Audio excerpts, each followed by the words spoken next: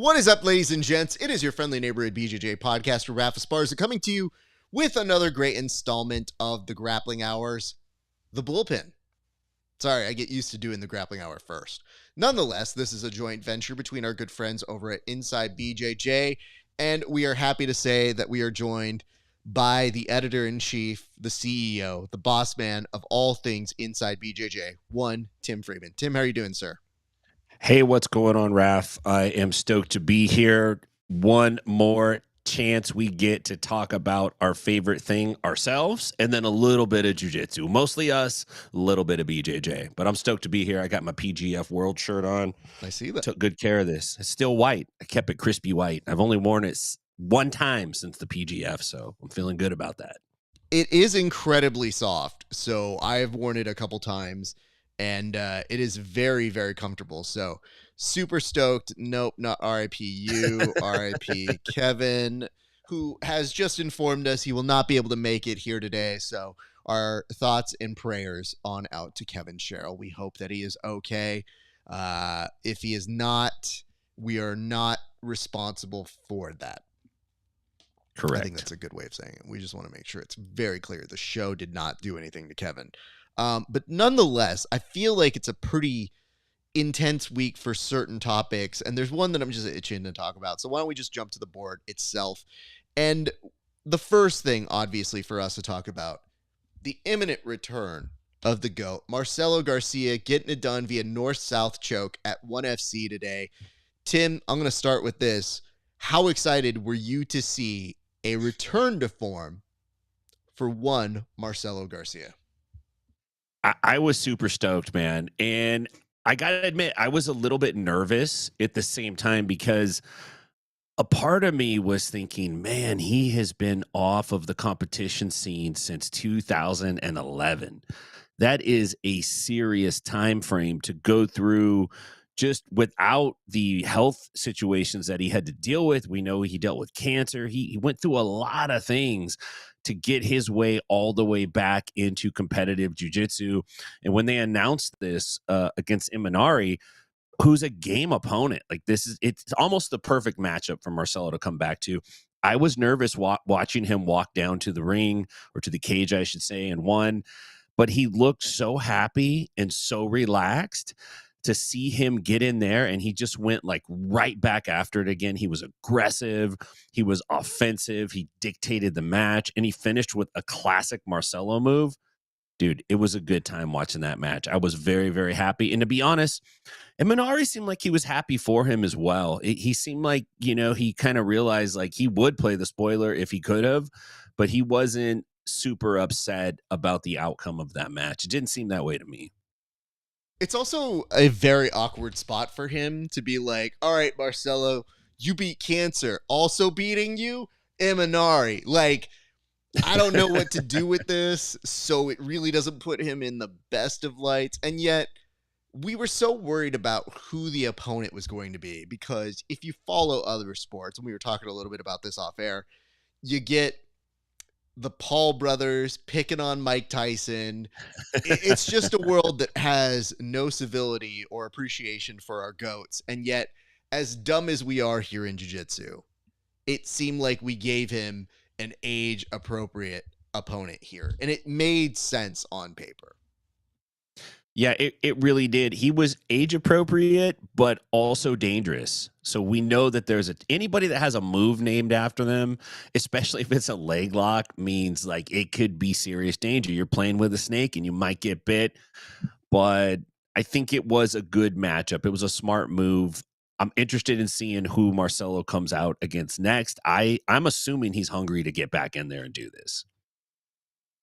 So he said at the very end of his match, he's like, yeah, I'm itching to get back out here, as if almost to allude to the fact that he waited so long to do it. And there was an additional thing that was kind of adorable about it, where they had mentioned that it was the first time he really got to compete in front of his kids. And then you saw the joy in their eyes. You couldn't help but feel so happy for him. And he made mention, he said there was somebody else that he had mentioned he wanted to have a match with. And I don't know if my ears are bad or I just didn't hear who it was. but I didn't necessarily hear a name, but it seemed like he was suggesting somebody was supposed to have the first crack at him, and they don't quite know where that stands, but he's down to do it ASAP. So, Tim, I think that takes us to our second topic that you put on the board for us, which is, okay, all things considered, and a nice continuation of where we left off there. If we're playing fantasy booking here, who are we booking these people with next? Who are we booking Eminari with? And who, if anybody, do we think might have been the person that Marcelo was alluding to here? And I'll go ahead and put some time on the clock for you, and you can start us off here, Tim. I'm not positive who he was alluding to. I thought that perhaps he would have a match against Mikey Musumeci. This is actually what I was thinking they were gonna try to pull off at CJI last year. Obviously, that didn't materialize. Moving forward, I'd love to see Marcelo against just about anybody. If we're talking fantasy matchups, now the age differential could be a problem for Marcelo, but I would like to see Rafa Mendez come out of retirement, have a match against Marcelo, or have a match against anybody. And I've been saying this for a while now. Rafa's the guy that we really need to see come back because he's still young enough and he's still competitive enough when you watch him rolling in his academy with his students, with guests that come in. And, by the way, his students are high level guys. They're winning worlds. They're winning all these super fights. They're out there. They're really great at jiu-jitsu. I just think he's the guy that could really come back and do it. Outside of that, I do have another fantasy matchup that I have two that I would like to see. One, I want to see this in the MMA format. I want to see Buchecha and Rodolfo Vieira run it back with MMA rules and see who wins this match. These guys had epic matches in the gi. I know not everybody likes the pajama fighting, but man, they sure were entertaining a few years back when they were running that out last decade. I'd like to see these guys put the gloves on, throw the mouthpieces in, get in the cage, and start punching, and then really see who the better jiu-jitsu fighter is. On top of that, my last fantasy matchup, Raf, and you may shake your head in disgust, but we're talking fantasy matches. I'm talking special resurrection match. I want to settle it. Michael Jackson versus Prince. Prince can dance. Michael can dance. Prince can sing. Michael can sing. Prince can almost ride a motorcycle. His feet almost touch the pedals. But can he defend against Michael Jackson's crotch grab sidekick? I don't know if anybody can stop that. That's the matchup that I want to see, Raf. Okay, you brought this up to perhaps the foremost expert of this in the community. Let me go ahead and map this out for you. Prince versus Michael. Well, Prince played basketball, so that means he's got some stamina. He's able to move quickly, but people don't know that one of the issues that Prince had was Prince danced, and well, like very good for him. But later in life, his knees were giving him problems. And there was a rumor, and I don't know exactly how to substantiate this because it gets into religion, so my apologies if I'm misrepresenting something here. But there was a rumor that Prince didn't want to get a operation or any kind of blood transfusion because, I guess, of his religion. And to me, I heard that rumor and I was like, I don't know what's true. All I know is Prince was one of the baddest musicians of all time. The fact that his biggest rival was Michael Jackson tells you a few things. One, Mike had a fucking video game made after him where you would spin and dance and kick. It was amazing. I stole it from my neighbor. He did this thing where we did a video game switch. And it was like him being like, here, you use this one, I'll use this one. I was like, I am not giving this back. I have Michael Jackson's Moonwalker in perpetuity now. You can keep whatever Night Adventure video game I gave you, sir. But I think the aggressiveness in which Mike would kick you would be a problem for Prince. I think that the reach goes Mike. I think that the takedowns go to Mike. I don't think it goes well for Prince. I think the consensus is that Prince might have walked all over Mike. I don't think that's the case. And there's a little known fact about Michael. Everybody loves to do the Michael impression of like, Oh no, you don't even know. That's stupid. That's ignorant. That was his pretend voice. Mike, anytime you took off the lip sync, because he would sing over the track. It was real deep. Mike had a real low voice. And one of my favorite things to do, you guys can go look this up, on the history tour, when they would cut to the live mics, because God bless the Jacksons, I say this, if you dance and you really put in work dancing, not like a Britney Spears thing, because Britney could dance a little, but she doesn't dance as much anymore, so she could have been singing. But if you're Mike, you're Janet, sometimes Reby, you get out there and you dance your ass off, you can use a headset mic, and you don't have to sing into it. I don't expect that. But when Mike would have the microphone turned on, it would go from a pristine album vocal to like, there's a moment where in the song In the Closet where he has like a spoken word part, and for whatever reason he didn't want to lip that part too, so it would go from like this, she's gonna get it, oh she's gonna get it, perfect sounding, to one thing in life you must understand, the lust of woman to man.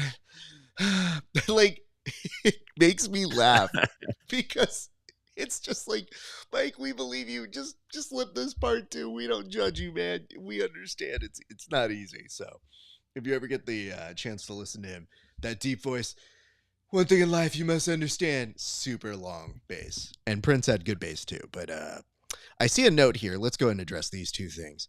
It says, hello, fellas. With Kevin out today, Tim will definitely win court today. Great shirt. Oh, come on now. My boy Wallow's coming at me like that. With the way my experience has gone in court, I think I would lose even if I argued against a non-present Kevin. I would say this for you, Tim. I think that you experienced some hardship last week. It was rough to rewatch, but did you learn anything from it? Well, yes and no. I felt like I came out strong, right? Yeah. My cross X was a disaster. Totally fell apart. Didn't get my point across.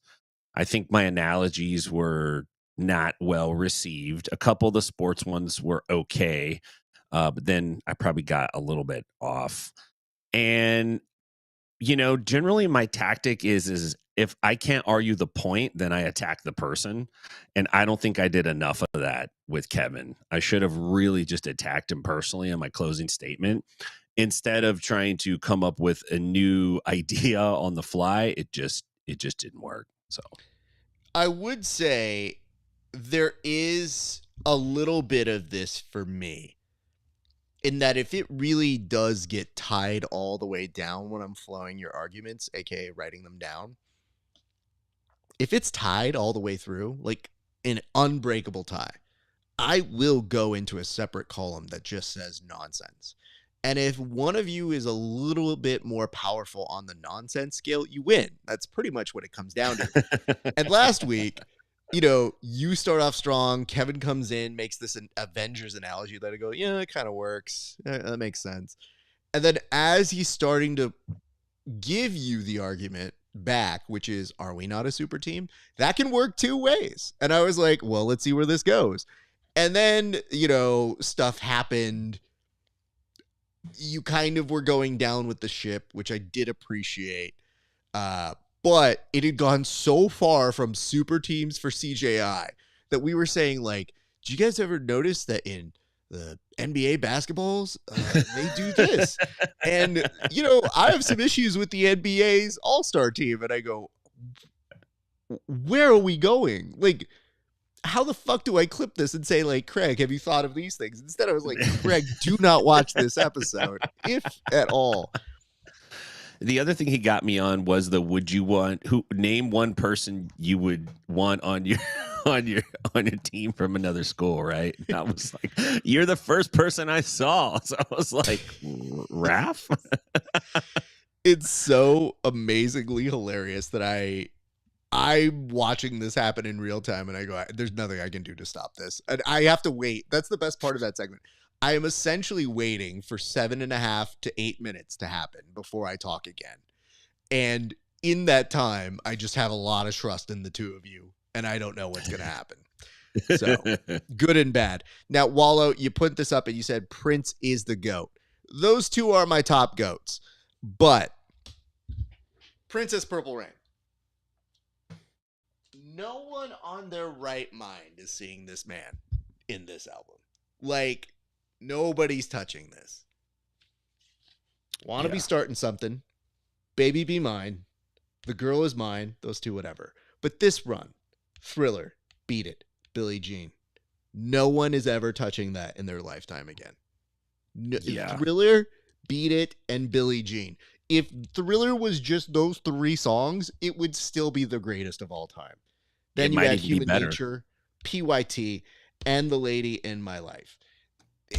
You're not. And I love Purple Rain. Purple Rain is like top tier for me as well.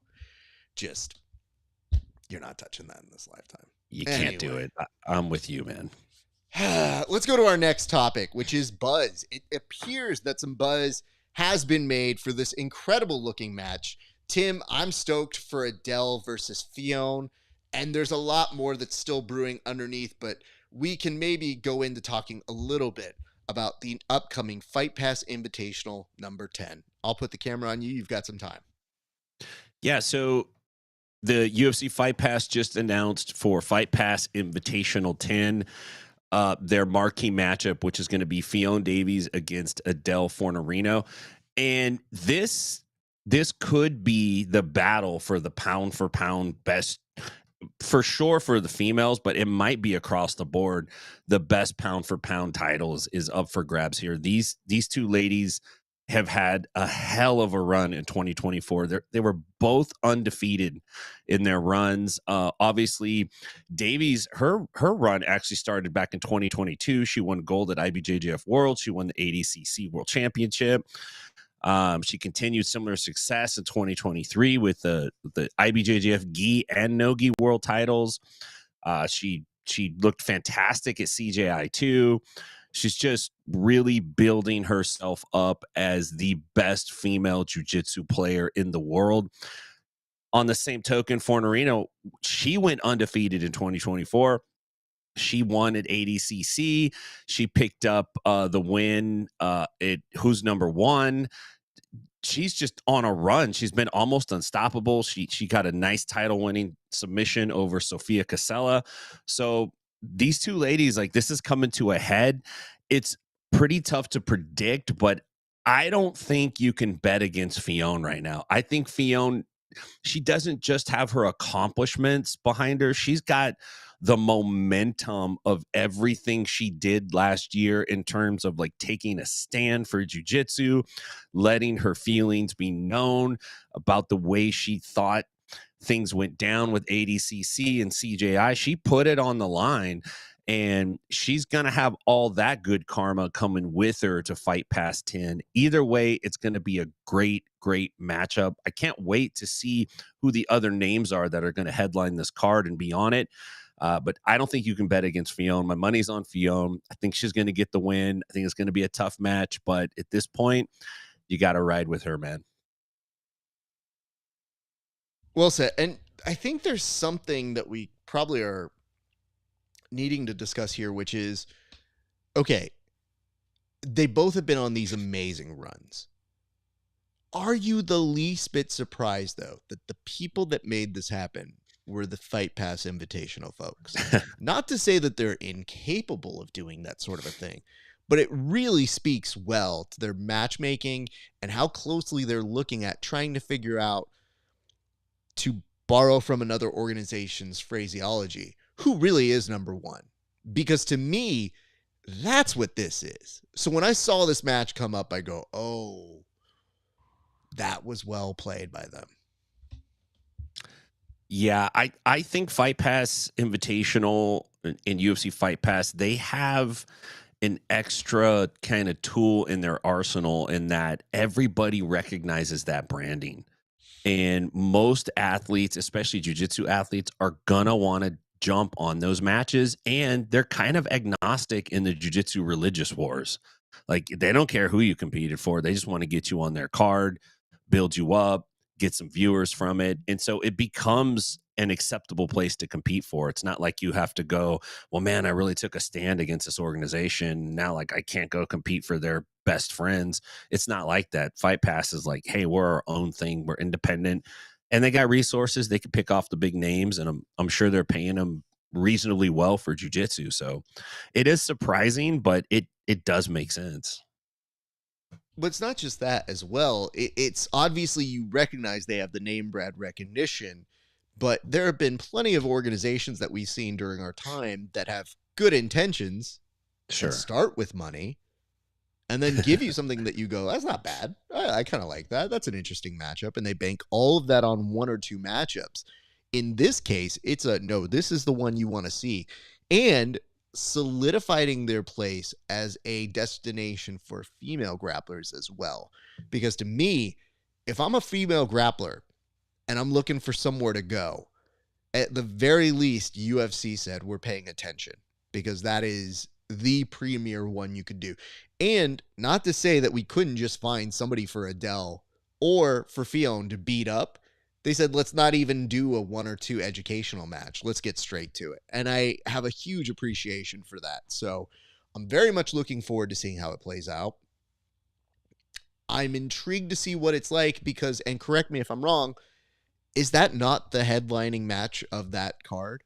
Yeah, that's the headlining match.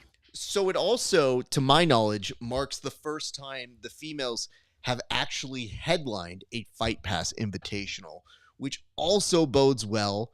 And more importantly, if we're talking about them taking bold stances within this next year, a very big proclamation because we've seen a lot of women be on cards, but they don't always headline them. So big props to the UFC for making that happen. I feel like these are the right two athletes, and we'll see what comes of it. But very much looking forward to that. That is happening in March, or is this February? When is this? It's in March. Yeah, I believe it's early March. Yeah. Okay, I think it's like March 6th or something to that effect. I think you're right. That's what I was going to say. But lately, I've been a fountain of disinformation, and so I'm trying to fact check myself. What kind of disinformation would you have possibly spouted specifically on a show that maybe we work on together, Tim? Yeah, and it might be the kind of information that gets cut up into a clip and shared on social media.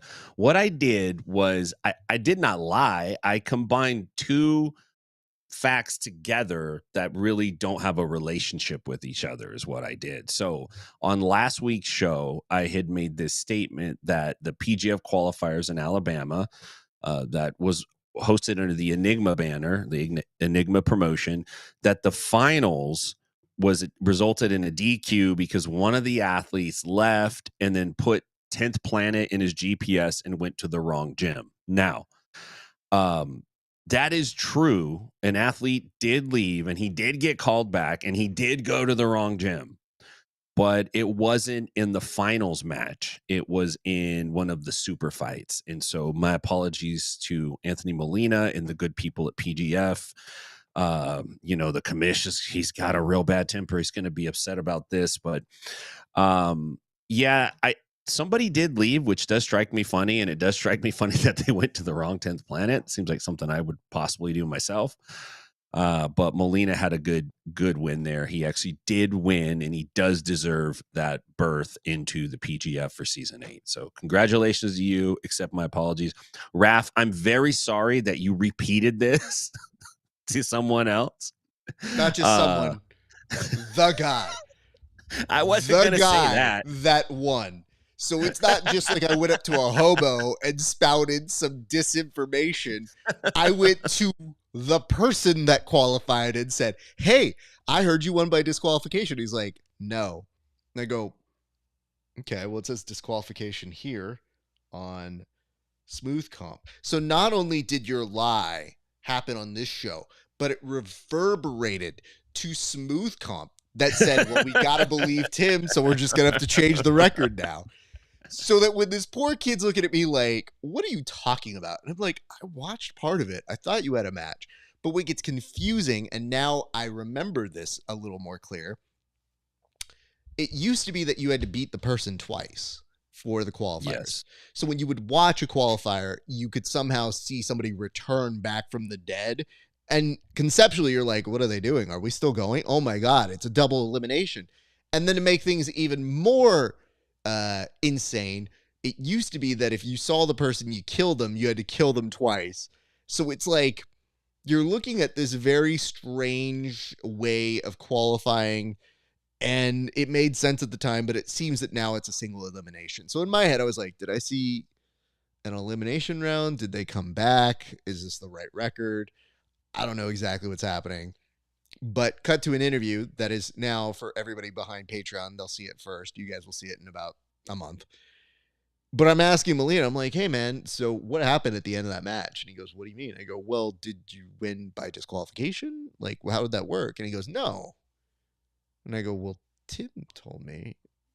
I'm gonna have to stop talking to him now. Okay. Fucking Tim, man. Well, no, I just realized I was like, it could be a simple error. Then I look at Smooth Comp and it's like disqualification. I go, well, Smooth Comp says you won by disqualification. He's like, that's some bullshit. I can't believe it says that. And I go, yep, it's Smooth Comp, not us. Definitely not my co-host for a show. But I had just graciously told him, I was like, I saw you win, but I wasn't sure if it was the winning match or part of your journey. And he was very funny about that. So we had a good laugh. So thank you, Tim. But you know what's really weird is I talked to you off air and you were like, oh, yeah, that sounds about right. So it does tell me that sometimes you forge ahead in this show where you go, I don't know if this is true or not, but we're going to find out together as a group. And well, I just thought to myself, I was like, I'm not even mad. I just wanted to make sure you knew, because that was also the clip that Brian picked for I us know. this week. Listen, man, factual, sometimes entertaining nonetheless. I always err on the side of entertainment. You know what? Can't deny that. That is always going to be the primary real estate here. And speaking of which, we got a note here from Egg that says, good afternoon, gentlemen. I see Kevin is AWOL again. So I like that when people see the clip of what the show looks like, they're like, is he here? Where is he? I don't see him. Of course, that Kevin. No do-gooder.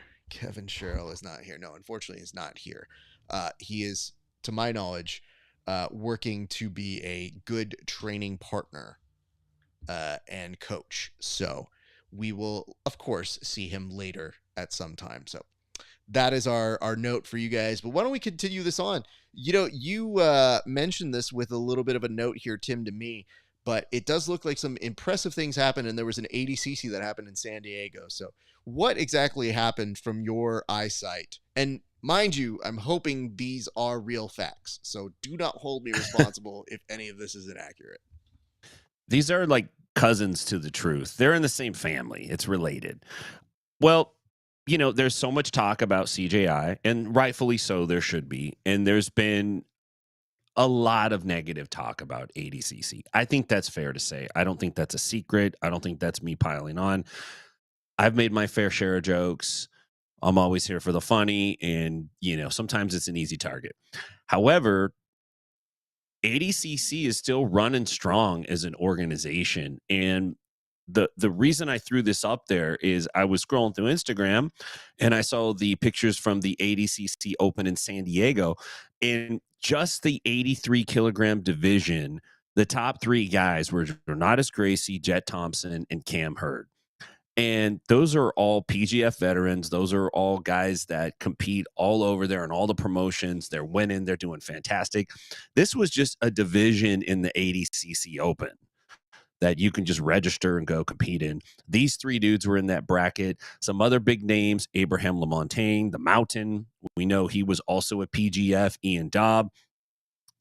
And the thing that kind of Kevin Crane, Gerard James, these are all guys that are very active and out there on the scene right now, putting in work at the ADCC Opens. And what this tells me is the athletes still view ADCC as a viable promotion to compete for, and that ADCC has a strong infrastructure. And that's something that honestly a lot of the other promotions don't have.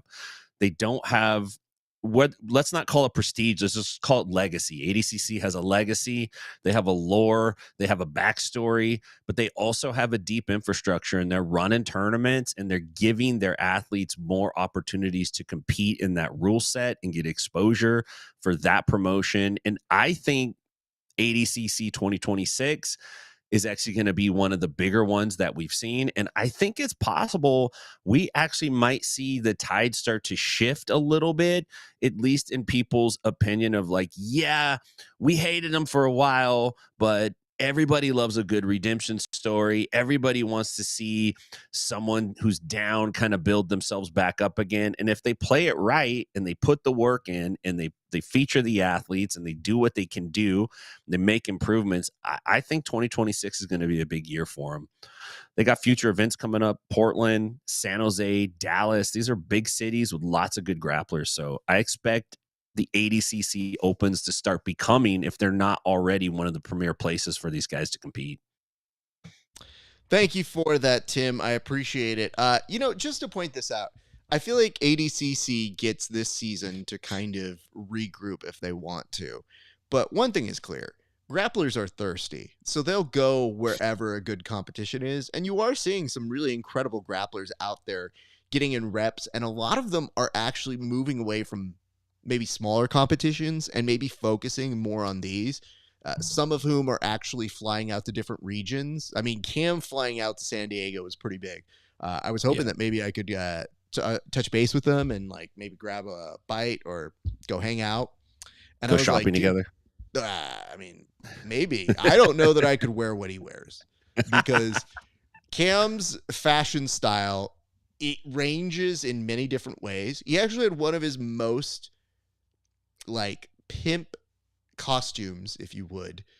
His pimp getup was him in the Washington Sentinels gear, like colors. Oh, nice. And had like a suit jacket with that burgundy, maroon, red, and it just looked so good. And then sometimes he also veers to the style that looks like he killed what he is wearing. So it kind of goes from all the different spectrums on that. But no, I didn't even get a chance to see him because everybody was so in, out, quickly, go, go, go. But everybody's asking me, they're like, are you going to San Diego? And I go, I have things to do, kids. Not able to make it to that one, but stoked to see it. What I would say is this: I feel like ADCC, with whatever their new direction or their new head is going to be, you have it as a rebuilding year this year. You're off the hook. Just put together good events. And more importantly, really assess what works for your company and be honest with the feedback that you got, because you got a ton of feedback and you can come back. It happens and things transgress very quickly in this sport, but be very clear. You got feedback, and to ignore it or pretend like it didn't exist will only continue to perpetuate the problem. So please be very mindful of what your audience is trying to tell you. Tim, you put this one up here, and I feel like this one is one that I should maybe address. It does look like Usman Kamaru, if you would, he was going to the WWE Performance Center. And I guess the question is, what is he doing there, right? Because you think to yourself, this is a dude who's definitely more in the WWE, if you would, than he is in the UFC, because it's been a minute. And it's kind of like, what do we do with this guy? There have been some names mentioned, but you start to wonder, like, why are him and Triple H in a photo op together? And more importantly, that point that Triple H does in every photo is normally designated for people who just signed to the company. Everybody refers to it as, oh, I need my Triple H photo. They want that point. So that point to wrestling fans, even though it may not seem like a big deal, was like, what are you doing here, Triple H? Are you saying that Usman's in the WWE now? Because I'm kind of into it, in that it would be something that DC never got to do. I don't know if the flashy personality translates, but it definitely does better than Michael Chandler, who tried inciting his own chant when he visited a WWE event, that very quickly the camera just turned away from him and they went forward. But I guess the question is there somebody currently in the UFC that you're looking to see in the WWE? Maybe one that we haven't thought of, Tim. Yes, there's two guys, and the first one might be controversial, and I mean this with all due respect.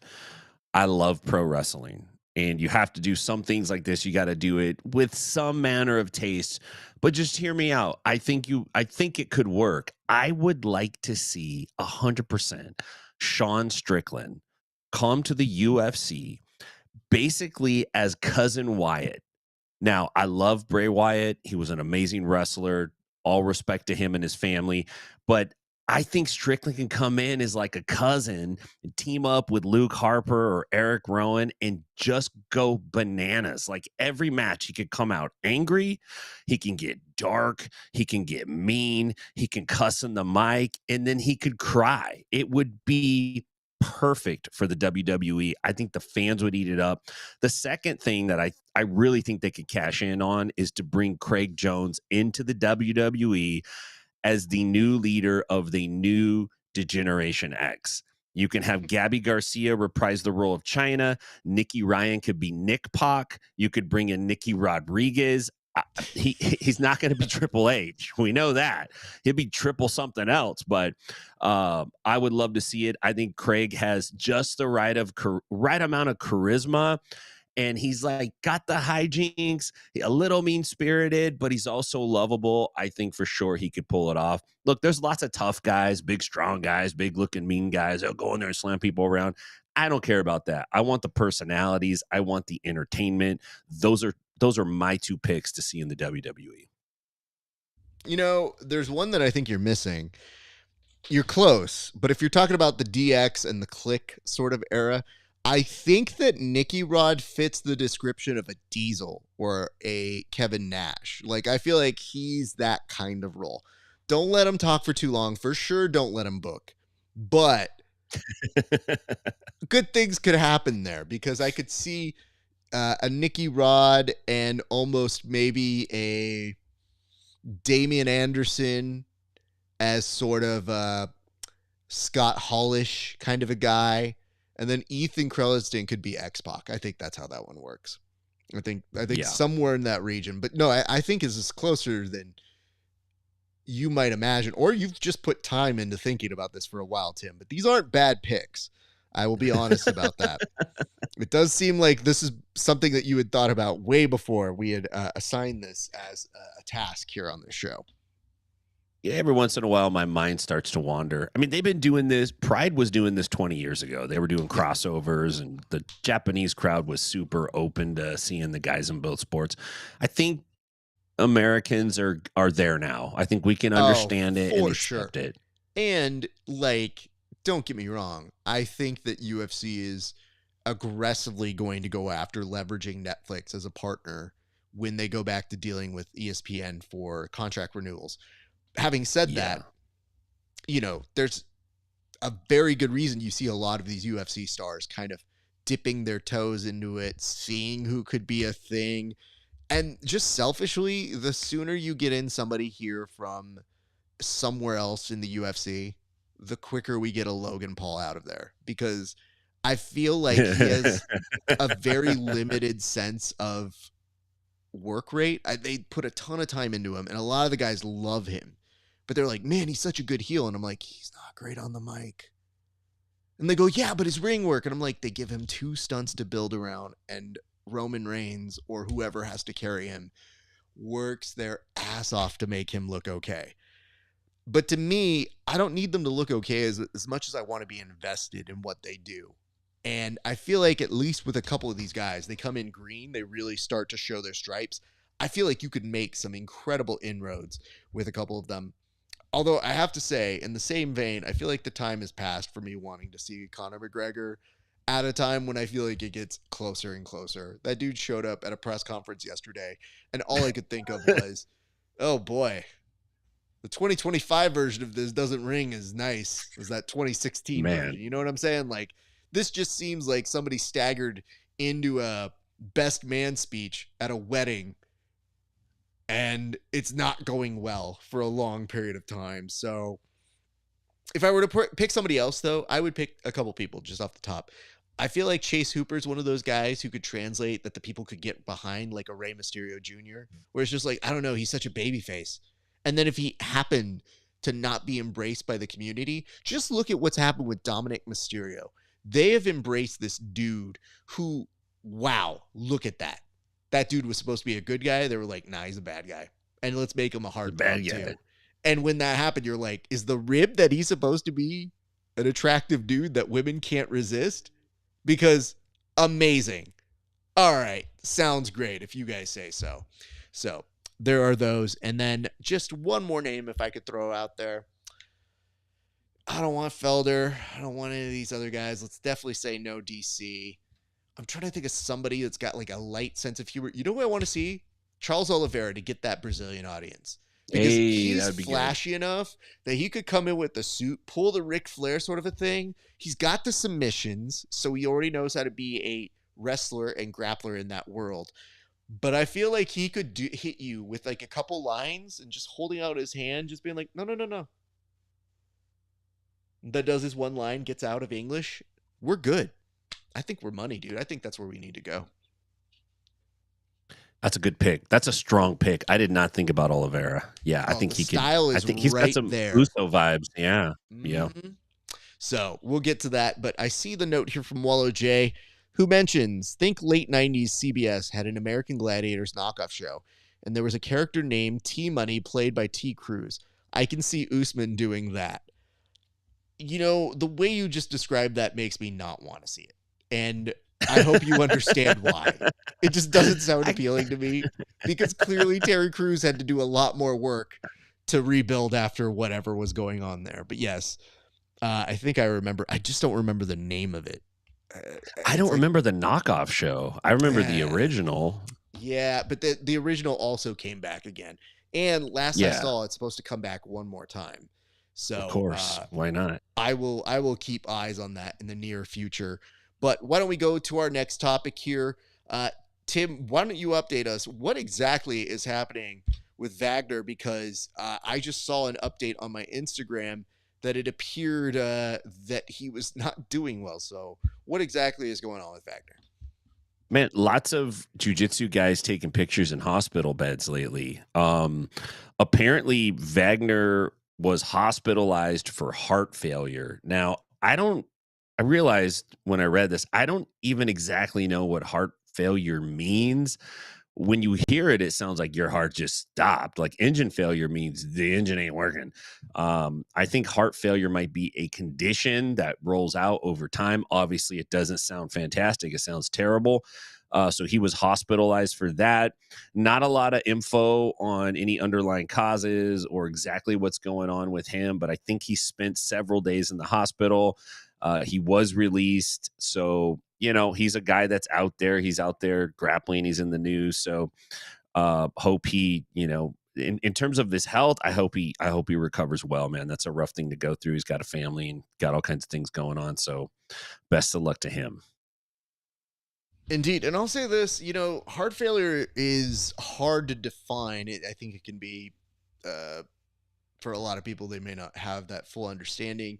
There's like congestive heart failure. There's moments where it stops. They have to hit the thing. So when they said that he had some sort of heart failure, I didn't know the specifics behind it, but I know how serious it can be. So obviously it's something that you want to monitor. And I don't know what his doctors are going to tell him in terms of his competition. I feel like that could be something that might be affected by it. It's just, if you know anything about Wagner, you know he won't be stepping away lightly. So I think it's more odds-on favorite. You'll see him find a way to compete. But anytime you have something related to the heart, it's definitely, you know, cause for concern. So we hope all is well, but that was something that we just saw pass our news feeds, and it was not necessarily the best of news, but nonetheless, hoping all does resolve itself in a much better way. Tim, we'll now go to our fight of the week. Now, what can you tell us about the fight that you picked for us this week, sir? This is a great fight, and it takes place in a gym. Lately, I've been really into gym fights. It's just kind of entertaining to me that people go to the gym to exercise, to kind of blow off steam, to, everyone says like, oh, after my workout, I feel so good. I'm so peaceful. Just got all that stress out of me. These dudes go to the gym, not a fighting gym, a weightlifting gym. This looks like it's someplace in Omaha or something. And they got into a scrap. It's not a bad scrap. It's shirts versus skins. And there's a lot of aspects of MMA. It's only about a minute, 20-second round, which I want you to pay attention to how tired these guys are at the end. All these dudes who think they're super tough and they can fight and just stand up and do all this stuff. And it's the 5th round of a UFC championship fight. These guys fought for 120 seconds and they were ready for the ventilator after that. But there's some strikes, there's some takedowns, there's some judo, there's some pin positions, there's some wrestle ups. This one has got a lot. Pay attention. It's one of those you probably should watch twice at least because there's some good stuff in it. It's just, I'm sorry. You could tell it's SNL's 50th anniversary because you sound like Stefan. This fight has everything. Twinks, kinks, a little midget that doesn't know quite exactly how to get to the water fountain, everything. Yeah. So, okay. I'm going to play it here, sir. Please walk us through it and let us know exactly what we're looking at. Okay, so we basically have Vote for Pedro and Bobby Hill in a gym fight here. They're swinging. They're going to miss 4 punches. There's number 2, number 3, and then fuck it, I'm going to blast double. And now I want you to watch this nice Tayatoshi throw from Bobby Hill. He lands a couple strikes, hands down, and then steps in front and hits it, but Pedro reverses him. And he's going to mount, but he's been watching MMA. He's like, I'll just keep half guard. And he starts throwing some thunder. Now, Bobby Hill actually gets a hook in, and he uses it to wrestle up. I was very impressed. He eats a couple shots for his trouble. And right about here, they both realize how tired they are. And there's a little bit of a negotiation now between the two athletes. They're keeping tension, but this is a feeling out period. They want to just see, like, are we going to keep? Yep, we're going to keep going. Gonna keep going. Now, Bobby Hill uses a controversial tactic, but he pins dude up against the wall. The whole gym is just watching. Nobody's stepping in. They're like, let him bang. And then here comes Uncle. Look he's coming up through the back, and he's like, what the hell are you guys doing, man? I'm trying to get my leg extensions in, and you guys are disrupting my peace. And they're like, okay, we're out. So, first off, immaculate choice. And it definitely took you on many different journeys. Can I tell you my one concern that I have in this series? Just to begin, for like the first observation I had. When I saw the dude take his shirt off, I feel like these types of fights are the ones that expose the stomach region. Like, when you don't have a six-pack, it's fine. Not everybody has to have one. But, like, when that dude got caught in that little front headlock, the stomach is expanding in a way that I go, this is unflattering. So you really, guys, if you get the opportunity to get into a fight, I guess I'm advising you to really consider if you need to go shirts or skins. Because on this one, I don't think we would have judged Bobby Hill if he had said, I'm going to keep the shirt on for this one. Maybe he was in the moment. Maybe it was pre-pump. The only thing I need some context on here, Tim, and I don't know if you saw it in your comment section or this offhand, but do these two gentlemen know each other? Was there any connection to knowing that or not? I don't know. There was no context on, like, were they gym buddies who were going to work out together? Was the one dude on the calf raise machine too long? Did someone walk in front of someone's live stream of their set of butterfly, presses? I don't know, man. Because the reason I have this concern is you brought this up, and I might as well just get here. Do you see those people in the back row? Yeah. Okay. Those people are doing far too little, which makes me think they got to the phase where they say, nah, they got to work this out. Like, they're on a football team. They don't have this. Because if you've ever been on a sports team, you've seen fights break out And you would think people would go kind of break it up, but sometimes you go, nah, these dudes have been at each other on the front line the whole fucking week, all season long. Let them go, because that's what those young kids look like. If it's not that, I have concerns. And I'll start with this. It looks like a field trip that came to a sudden and very concerned stop. Like they're going through, they go, well, right here, we're in the middle of a fight. And everybody just like doesn't know what to do, but keep their head down and maybe their phone a little bit forward. Let's start with this. This is the concerning part. So Tim, this is what I was talking about with the t-shirt. You got to make a choice. And here I have to say I'm going with vote for Pedro, because most people let you wait to take off the rash guard or the t-shirt. Pedro's like, I've seen enough Power Rangers to know if I attack the Megazord before it assembles, I got a shot here. There's nothing in decorum that says I have to let you take off this shirt. So we start off very good and utilizes it with some grips.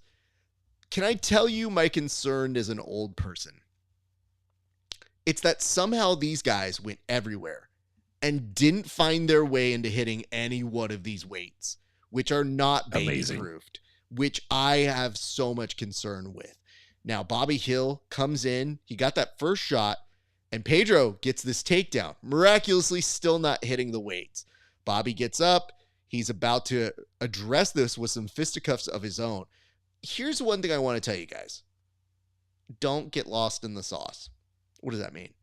When you do one good thing, don't, after hitting your opponent, take a moment to admire your work. Because here, this is time that you could have used to attack your guy.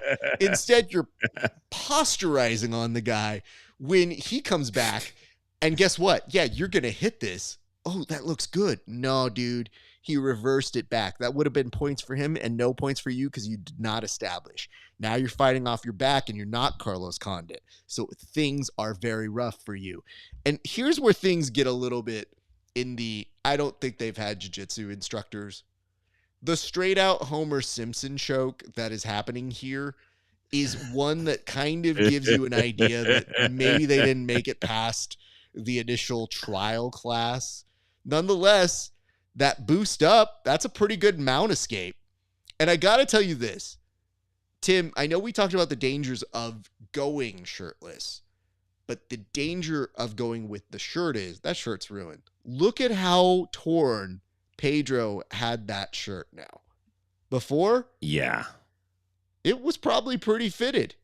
Now, that thing's going to be a dress off of him because look how much it sags just based off the wear and tear that has happened in this fight.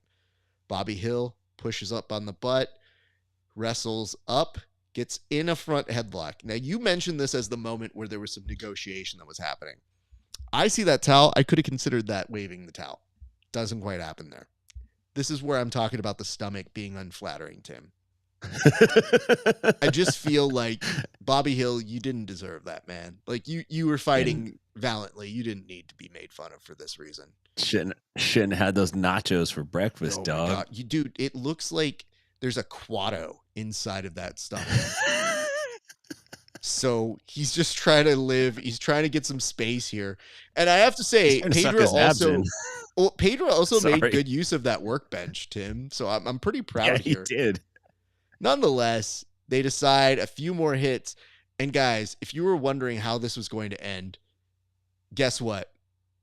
If you had, it would be stopped by the guy who played the Black Power Ranger in the Mighty Morphin Power Rangers. You would have hit pay dirt on your bet here. So congratulations to both these gentlemen as they break it up. And I have to tell you, I think my favorite person, it's not the Karen, a.k.a. Mrs. Guerrero herself, Vicky Guerrero. It's not the dude who just strolls up. Is the dude wearing the weight belt there with his hands on hip? As if to say, hey, are you guys done with this section? Because I was really hoping to work on some of my glutes, and I needed the workbench. So if we could get that done, that would be great. He's got his Office Depot back support brace on. So before we call it here today, Tim, there was one thing that we should do in honor of Kevin, who is RIP, dead to us.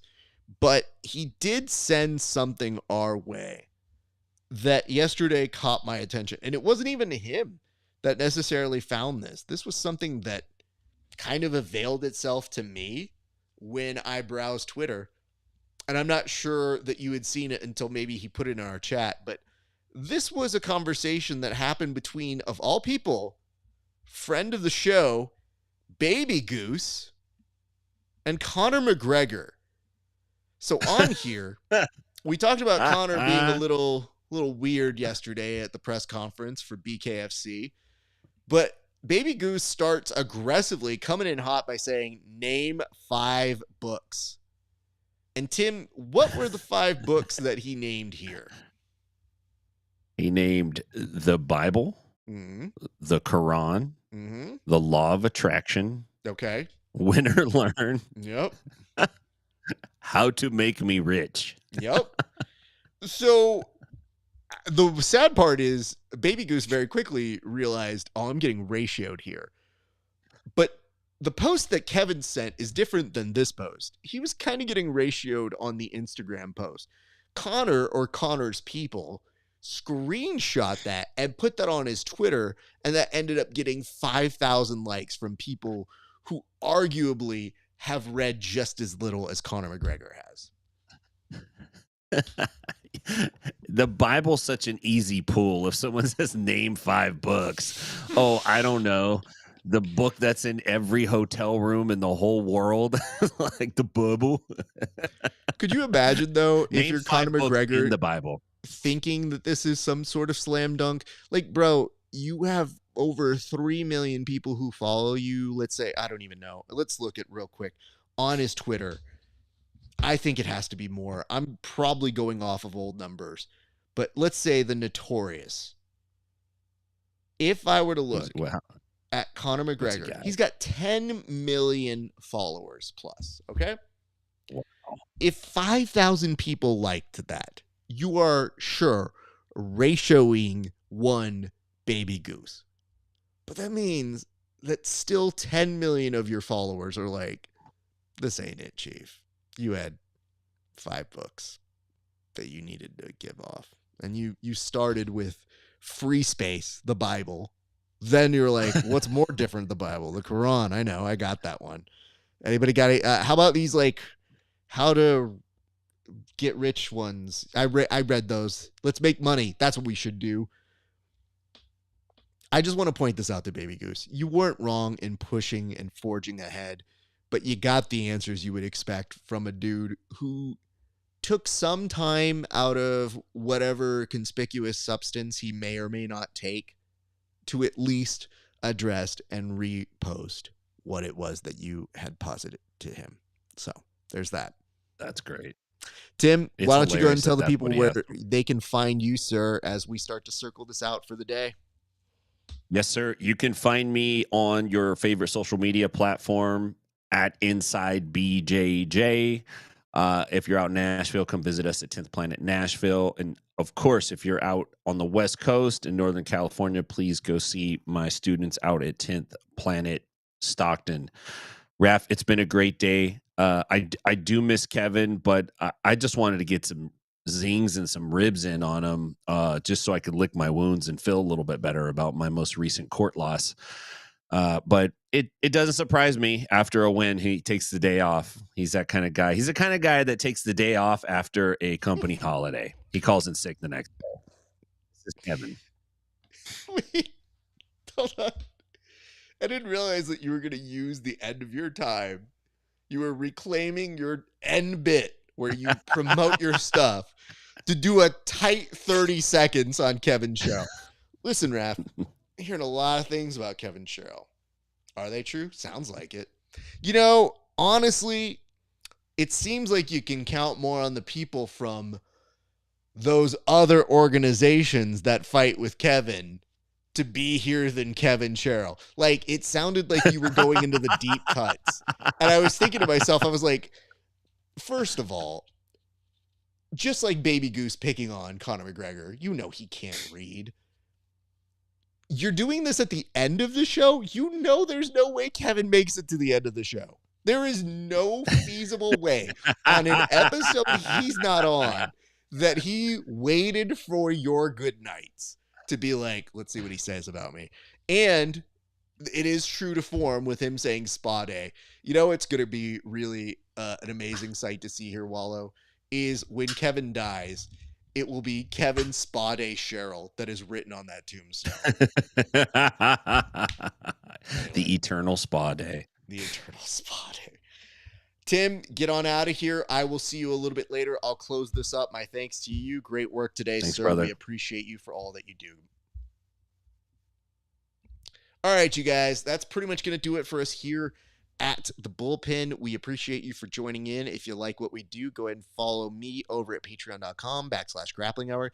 You can also find the Grappling Hour merch over at rafesparza.com/merch. All of those sales go to help this show. So I really do appreciate you guys. Much love and appreciate. It really, really does make a difference here. You can also like, comment, and subscribe on this video if you have not done so already. It does help us out additionally. I see the like that just happened. Thank you for that. You can also find us on Twitch, Twitter, YouTube, Apple Podcasts, Spotify, all at Grappling Hour. All rate, review, wherever you see it. It does, again, make a difference. And last but not least, we appreciate you guys. We will be back here next Friday with another installment, but be good to each other. We hope that you're having a great day. It's been a great day for grappling. We'll see you back on the mats.